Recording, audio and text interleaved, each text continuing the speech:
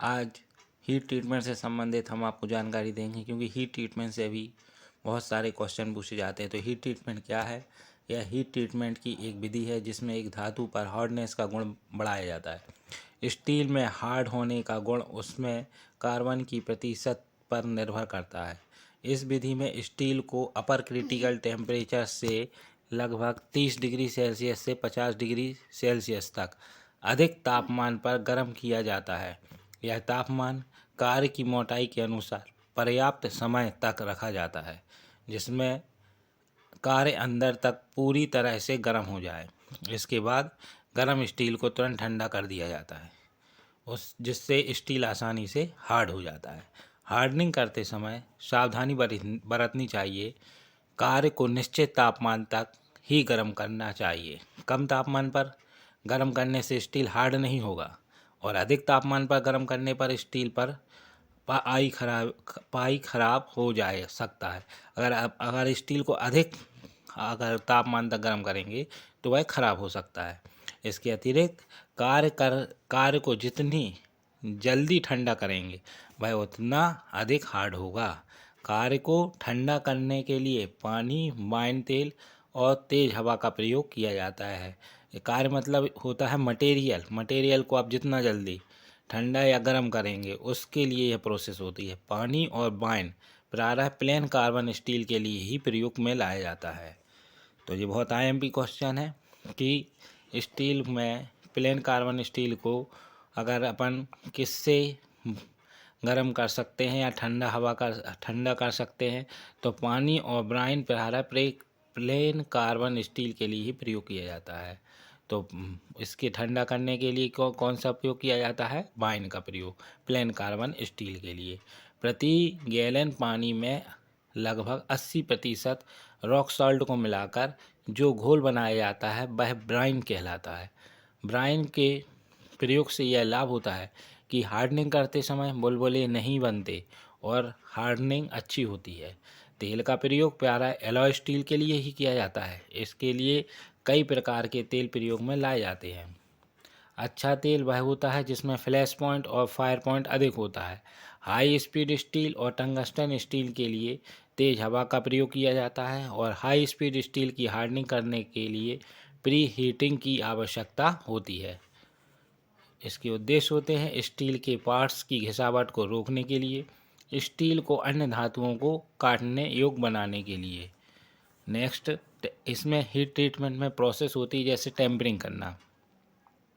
तो यह क्रिया जो होती है टेम्परिंग, जब स्टील के पार्ट्स या कटिंग टूल को हार्ड किया जाता है तो उसमें भंगुरता अधिक हो जाती है, ब्रिटलनेस आ जाती है, यानी कि वह छोटे छोटे टुकड़ों में बट जाती धातु, जिससे उनके टूटने का भय रहता है।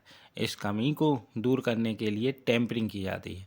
इसमें कुछ भंगुरता कम करके टफनेस को भी बढ़ाया जाता है। टेम्परिंग द्वारा स्टील निम्नलिखित विधियों से की जा सकती है। सिंगल हीटिंग विधि से, इस विधि में कार्य को अपर क्रिटिकल टेम्परेचर से लगभग 30 डिग्री सेल्सियस से 50 डिग्री सेल्सियस तक अधिक गर्म किया जाता है। गर्म करने के बाद कार्य को तुरंत पानी में कुछ निश्चित ऊंचाई तक ठंडा किया जाता है, जिससे चीजल अधिक कटिंग टूल्स को लगभग 12 से 13 लंबाई तक ठंडा किया जाता है। इसके बाद कार्य को पानी से बाहर निकाल दिया जाता है। वर्कपीस को पानी से बाहर निकाल दिया जाता है। इससे पीछे की गर्मी हार्ड किए हुए स्थान की ओर बढ़ती है और इस पर कई रंग बदलती है। जब निश्चित रंग आ जाए तो कई कार्य या टूल को पूरी तरह से ठंडा कर दिया जाता है। इस प्रकार हार्डनिंग और टेम्परिंग कार्य को एक बार गर्म करने से की जाती है। टेम्परिंग का रंग डबल हीटिंग विधि में क्या होता है? इस विधि में कार्य को 2 बार गर्म किया जाता है। पहले हार्डनिंग विधि द्वारा कार्य को हार्ड कर लिया जाता है, फिर हार्ड किए हुए कार्य को लोअर क्रिटिकल टेम्परेचर से कम तापमान पर गर्म करके ठंडा किया जाता है। कार्बन और टूल स्टील को टेम्परिंग करने के लिए औसतन तापमान 280 डिग्री सेल्सियस रखा जाता है, और हाई स्पीड व अलॉय स्टील के लिए औसतन तापमान 560 डिग्री सेल्सियस रखा जाता है। ये बहुत आईएमपी बात है, पूछ सकता है कि कार्बन और टूल स्टील की टेम्परिंग करने के लिए औसतन टेम्परेचर 280 डिग्री सेल्सियस और हाई स्पीड व अलॉय स्टील के लिए औसतन टेम्परेचर 560 डिग्री सेल्सियस रखा है। इसके अतिरिक्त कार का रंग देखकर भी टेम्परिंग की जाती है। इसके उद्देश्य होते हैं हार्ड किए हुए पार्ट्स को आवश्यकता अनुसार हार्ड और भंगुर कम करने के लिए, कार को बार बार गर्म करने से उत्पन्न आंतरिक तनाव को दूर करने के लिए और स्टील से में सही आंतरिक रचना लाने के लिए, जिससे उससे टफनेस और झटके सहन करने की शक्ति को बढ़ाया जा सके। इसके बाद आता है एनेलिंग, बहुत आईएमपी है। एनेलिंग प्रोसेस के बारे में पूछा जाता है। एनेलिंग जो होती है स्टील के हार्ड पार्ट्स को मशीनिंग करने योग्य बनाने के लिए मुलायम करने की विधि को एनेलिंग कहते हैं। इस विधि में स्टील के पार्ट्स को उनके एनेलिंग तापमान तक गर्म किया जाता है और यह तापमान कार्य की मोटाई के अनुसार कुछ समय तक रखा जाता है। इसके बाद कार्य को धीमी गति से ठंडा किया जाता है और कार्य को ठंडा करने के लिए या तो उसे भट्टी में ही ठंडा होने दिया जाए या उसे भट्टी से निकालकर रेत, चूना या राख में डाल दिया जाए। 0.9% कार्बन वाले स्टील का एनेलिंग तापमान उसके अपर क्रिटिकल टेम्परेचर से 30 से 50 डिग्री सेल्सियस तक रखा जाता है से अधिक, और 0.9% से अधिक कार्बन वाले स्टील को टूल स्टील का तापमान उसके लोअर क्रिटिकल टेम्परेचर से 30 से 50 डिग्री सेल्सियस अधिक रखा जाता है। इसके उद्देश्य होते हैं एनेलिंग के हार्ड स्टील की मशीनिंग को मुलायम करने के लिए, स्टील में डक्टिलता बढ़ाने के लिए, ग्रेन साइज को रिफाइन करने के लिए, इलेक्ट्रिक और मैग्नेटिक गुणों का संशोधन करने के लिए, स्टील में उत्पन्न आंतरिक स्ट्रेसों को दूर करने के लिए। सरफेस हार्डनिंग बहुत आईएमपी है। अच्छी सरफेस कंडीशनों और लंबे जीवन काल के लिए सरफेस को हार्ड व घिसावट का प्रतिरोध बनाने के लिए सरफेस हार्डनिंग की जाती है, जिसका कोर टफ और झटकों को सहने वाला होता है। सरफेस हार्डनिंग की कई विधियाँ प्रयोग में लाई जाती हैं। अच्छी सरफेस कंडीशनिंग और लंबे जीवन काल के लिए सरफेस को हार्ड व घिसावट का प्रतिरोधी बनाने के लिए सरफेस हार्डनिंग की जाती है, जिसका कोर टफ और झटकों को सहन वाला होता है। प्रायः निम्नलिखित सरफेस हार्डनिंग विधियाँ प्रयोग में लाई जाती हैं। Case hardening, low carbon steel और माइल्ड स्टील को हार्ड नहीं किया जा सकता क्योंकि इसमें कार्बन की मात्रा कम होती है, परंतु माइल्ड स्टील के पार्ट्स की सरफेस को घिसने से बचाने के लिए एक प्रकार की क्रिया की जाती है जिसे केस हार्डनिंग कहते हैं, और इस विधि से केवल पार्ट्स के बाहरी सरफेस को ही हार्ड किया जाता है और अंदर का भाग मुलायम और टफ रखा जाता है, जिससे पार्ट्स झटके और कंपन को आसानी से सहन कर सकें। केस हार्डनिंग निम्नलिखित विधियों से की जा सकती है। कार्बोराइजिंग, यह केस हार्डनिंग की एक विधि है जिसमें लो कार्बन स्टील की सतह पर कुछ गहराई में कार्बन की मात्रा बढ़ाई जाती है। स्टील पर कार्बोराइजिंग प्रायः निम्नलिखित विधियों द्वारा की जाती है, जैसे पैक कार्बोराइजिंग। इस विधि में लो कार्बन स्टील के पार्ट्स को साफ करने के बाद कास्ट आयरन के बॉक्स में कार्बन युक्त पदार्थों जैसे लकड़ी का कोयला, हड्डी का पाउडर, झुलसे हुए चमड़े आदि को कैल्शियम, बेरियम या सोडियम के कार्बोनेट के मिश्रण के साथ पैक कर दिया जाता है और वाक्स को मिट्टी के साथ एयर टाइट करने के बाद 900 डिग्री सेल्सियस से 950 डिग्री सेल्सियस तक तापमान दिया जाता है। तापमान केस की गहराई के अनुसार कई घंटों तक रखा जाता है।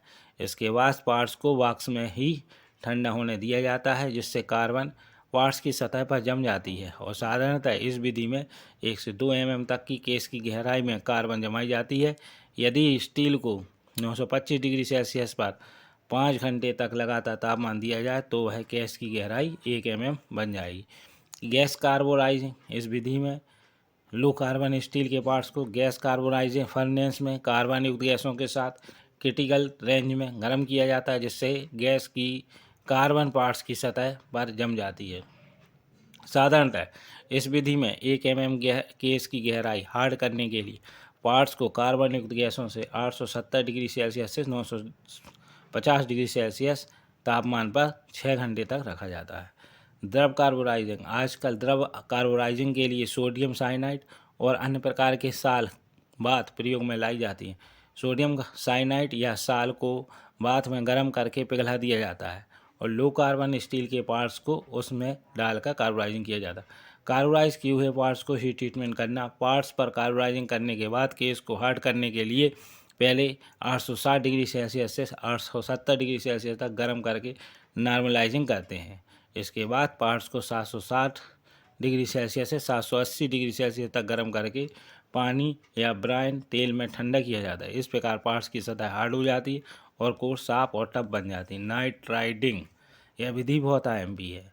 यह विधि एलॉय स्टील के पार्ट्स की सतहों को हार्ड करने के लिए की जाती है। इस विधि में पार्ट्स को अमोनियम गैस के साथ 500 डिग्री सेल्सियस से 550 डिग्री सेल्सियस तक तापमान देकर गर्म किया जाता है और पार्ट्स को धीरे धीरे ठंडा होने दिया जाता है। इससे अमोनिया की नाइट्रोजन पार्ट्स की सतह को हार्ड कर देती है और सामान्यतः पार्ट्स को अमोनिया गैस के साथ 50 घंटे तक गर्म करके उसकी सतह को 0.4 mm तक गहराई में ठंडा किया जाता है। फ्लेम हार्डनिंग, इस विधि में पार्ट्स को ऑक्सीजन एसिलीन टार्च के द्वारा ही देखकर गर्म किया जाता है और साथ साथ पानी का फुहारा देकर पार्ट्स को ठंडा करते रहते हैं। यह क्रिया प्रायः हाई कार्बन या अलॉय स्टील के पार्ट्स को हार्ड करने के लिए की जाती है। इस विधि का प्रायः पार्ट्स को भट्टी की अपेक्षा जल्दी गर्म किया जा सकता है। पार्ट्स पर आवश्यकता अनुसार लंबा योग्य में हार्डिंग की जा सकती है। ऐसे बड़े बड़े पार्ट्स जिनको भट्टी में गर्म करने में असुविधा होती है उनको आसानी से गर्म करके हार्ड किया जाता है। इंडक्शन हार्डनिंग, इस विधि में इंडक्शन हार्डनिंग मशीन का प्रयोग किया जाता है। इसमें लगभग 200 साइकिल का करंट एक कॉपर इंडक्शन ब्लॉक से प्रवाहित किया जाता है। इस ब्लॉक को पार्ट्स को हार्ड करने वाली सतह में के पास रखा जाता है और ध्यान रखा जाता है कि पार्ट्स की सतह इस ब्लॉक में स्पर्श ना करे। अलॉय स्टील की हार्डनिंग करने के लिए तापमान 990 डिग्री सेल्सियस और 800 डिग्री सेल्सियस तक रखा जाता है और 5% कार्बन वाली स्टील के लिए तापमान लगभग 750 डिग्री सेल्सियस से 760 डिग्री सेल्सियस तक रखा जाता है। इसके बाद पार्ट्स के गर्म किए हुए स्थान को पानी के फुहारे के द्वारा तुरंत ठंडा कर दिया जाता है। इस विधि से साधारणतः 5 सेकंड से 3 mm तक पार्ट्स की सतह की गहराई हार्ड की जा सकती है। इस विधि के द्वारा प्रायः cam shaft, crank shaft, axle shaft की बेयरिंग सतहों को हार्ड किया जाता है। तो किस विधि के द्वारा कैम सॉफ्ट, क्रैंक सॉफ्ट को हो जाए तो इंडक्शन हार्डिंग विधि। इंडक्शन हार्डिंग विधि प्रायः के लाभ, बहुत उत्पादन के लिए विधि बहुत कम खर्चीली है। पार्ट्स की बाहरी सतह को हार्ड करते समय उसके भीतरी भाग पर कोई असर नहीं हो पड़ता। दूसरी विधियों की अपेक्षा इसमें कम समय लगता है तो पार्ट्स टेढ़े मेढ़े नहीं होते। हीट ट्रीटमेंट बहुत ही आईएमपी चैप्टर है। इससे संबंधित क्वेश्चन किसी भी व्यवसाय तकनीकी परीक्षाओं में पूछे जाते हैं।